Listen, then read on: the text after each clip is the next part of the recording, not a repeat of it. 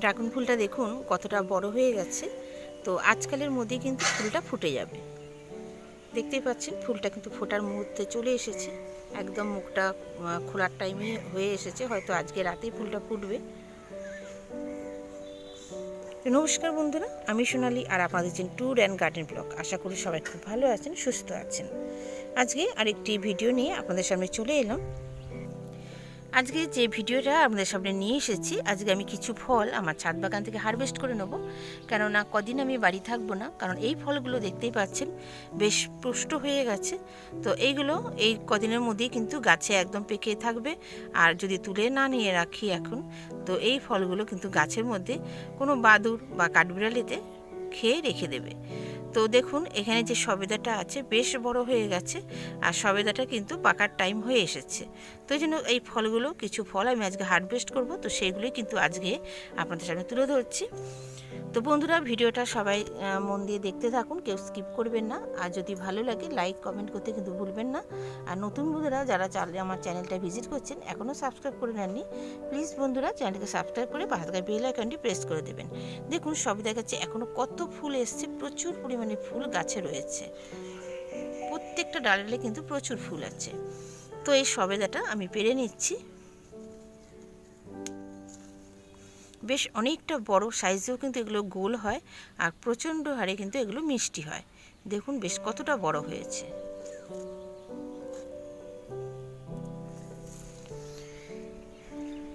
এখানে যে বেদানাটা হয়েছে, এই বেদানাটা এখনও বড় হবে, তো সেই জন্য এটাকে আর পারছি না। কিন্তু এখানে দেখুন আমার গাছে এখনও একটা আম রয়ে গেছে, তো এই আমটাকেও আমি পেরে নেব।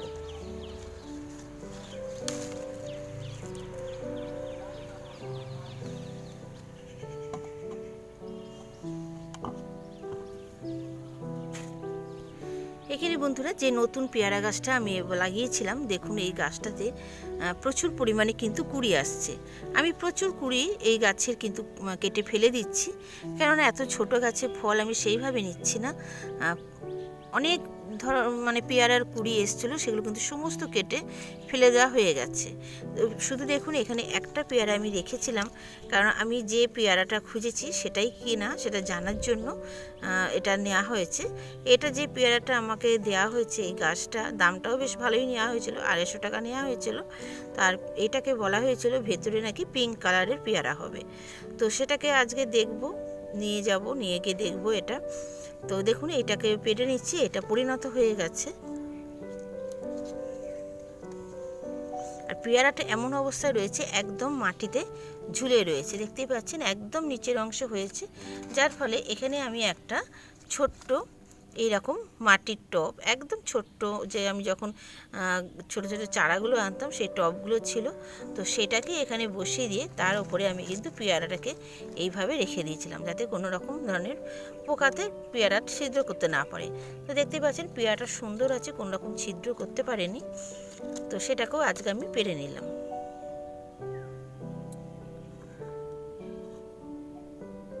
এখানে দেখুন পেঁপে গাছটা বেশ কত সুন্দরভাবে কিন্তু বেড়ে উঠছে, অনেকটা বড় হয়ে গেছে। তো পেঁপে গাছটা এই জায়গাতেই কিন্তু আমি করব, তো এই জন্য এখানে একটু মাটিও দিয়ে দিয়েছি, দেখতেই পাচ্ছেন গোড়াতে একটু মাটি দিয়ে দিয়েছি। তো পরবর্তীকালে আরেকটু মাটি আর সার এই গাছের গোড়ায় দিয়ে দেবো। এখানে দেখুন রয়েছে গন্ধরাজ গাছ, গন্ধরাজ লেবু, এখনও কিন্তু অনেক লেবু হয়েছিল, তা এই লেবুগুলো বেশ পরিণত হয়ে গেছে। আমি 2-1টা এই লেবুও পেরে নিচ্ছি। একদম নিচে ডালগুলো ঝুলে গেছে, দেখতেই পাচ্ছেন। দেখুন এই লেবুটা কতটা বড় হয়েছে, দেখুন কত বড় লেবুটা হয়েছে। তো লেবুটা পেরে নিলাম। বাদবাকি লেবুগুলো এখনও বেশ কিছুদিন পরে পারবো, এগুলো এখনও ছোট রয়েছে, তবে এগুলো কিন্তু খাওয়ার মতো হয়ে গেছে, তবু থাক, এগুলো কিছুদিন পরে আবার পারা যাবে। এখানে দেখুন শরবতী লেবুগুলো, মানে দেশি যে মৌসুম্বি লেবু, সেইগুলো কিন্তু বেশ অনেকটা করে বড় হয়ে গেছে। ইতিমধ্যে কিন্তু আমি তুলে আমাদের বাড়ির যে ঠাকুর আছে সেই ঠাকুরকে দিয়েছি, বেশ মিষ্টি আর বেশ রসালো হয়েছে। তো এখান থেকেও একটা লেবু আমি পেরে নিচ্ছি।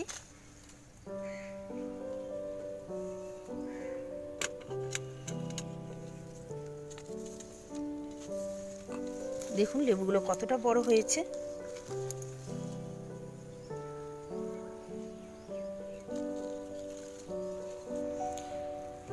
এখানে রয়েছে আমাদের ভাতে খাওয়ার যে লেবুগুলো, তো এই লেবুগুলো কিন্তু বেশ বড় বড় হয়ে গেছে।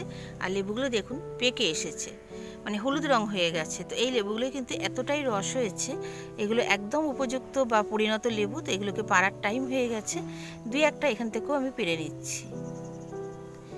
নিজের ছাদে এইভাবে ফলন হলে বা ফল হলে কত যে আনন্দ লাগে সত্যি বন্ধুরা বলে বোঝাতে পারবো না, যখন নিজে হাতে এইরকম ফল পাড়া যায়। আপনারাও কিন্তু আপনাদের ছাদে অনায়াসে এই সব গাছগুলো করতে পারেন। এই গাছগুলো থেকে যখন ফল পাবেন আপনাদের নিজেদেরই এত ভালো লাগবে যে কি বলবো।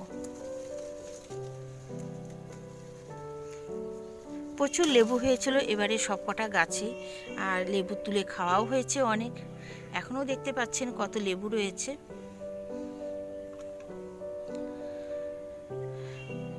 আপনাদের যাদের ছাদ আছে ছাদগুলোকে ফেলে না রেখে এইভাবে যদি আপনারা ফল বাগান করেন, আর যখন ফল হবে নিজে হাতে পারবেন, তার আনন্দই কিন্তু আলাদা। তো আমার ছাদ বাগানে বেশ কিছু ফলের গাছ আমি তৈরি করেছি, নিজে হাতে যত্ন করি, নিজে হাতে এদেরকে সার দিই, একদম নিজে ছোট্ট থেকে বড় করে তুলেছি। সেই গাছগুলো কিন্তু আজকে পরিণত হয়ে এইভাবে আমাকে ফল দিচ্ছে। দেখুন প্রত্যেকটা গাছে ফল ঝুলছে, আর এই ফলগুলো যেমন সুন্দর রস তেমন খেতে ভালো, আর প্রচুর পরিমাণে কিন্তু ফল হয়। এই একটা পেয়ারা গাছ দেখতে পাচ্ছেন, এই পেয়ারা গাছটাতেও কিন্তু বেশ পেয়ারা ধরেছে, বেশ কিছু পেয়ারা ধরেছে, আর পেয়ারাগুলো কিন্তু বেশ বড় সাইজের হয়। সুতরাং যখন আপনারা ছাদ বাগানে কোনো ফল গাছ লাগাবেন অবশ্যই কিন্তু সেই ফল গাছের জাত নির্বাচন করাটা অত্যন্ত জরুরি। যে কোনো জাতের ফল গাছ আনলেই হবে না, যে ফল গাছগুলো ছাদ বাগানে বেশ সুন্দরভাবে বেড়ে উঠবে বা খুব তাড়াতাড়ি ফল দেবে সেই রকম জাত নির্বাচন করেই কিন্তু আপনারা ফল গাছ কিনবেন। আর সেই ফল গাছের যদি ছোট থেকে যত্ন করেন, সুন্দর করে বড় করে তুলে তারপরে সেই গাছ থেকে ফল নেন, সেই ফল গাছ আপনাকে কিন্তু ফেরাবে না, প্রচুর পরিমাণে ফল দেবে। প্রত্যেক বছরই এই ফল আপনারা হারভেস্ট করতে পারবেন। তো বন্ধুরা আজকে এই ছোট্ট ভিডিওটা আপনাদের সাথে শেয়ার করে নিলাম। দেখুন আজকের আমার হারভেস্ট করা ফলগুলো আমার ছাদ বাগান থেকে। সব ফল আমি তুললাম না, যেটুকুনি প্রয়োজন সেটুকুনি কিন্তু তুলে নিয়েছি। তো এইভাবে আপনারা আপনাদের ছাদ বাগান থেকে আরও সুন্দর করে গড়ে তুলুন ফল বাগান দিয়ে। তো আজ এই পর্যন্ত, দেখা হবে আবার পরবর্তী কোনো ভিডিওয়। সবাই খুব ভালো থাকবেন, সুস্থ থাকবেন। নমস্কার বন্ধুরা।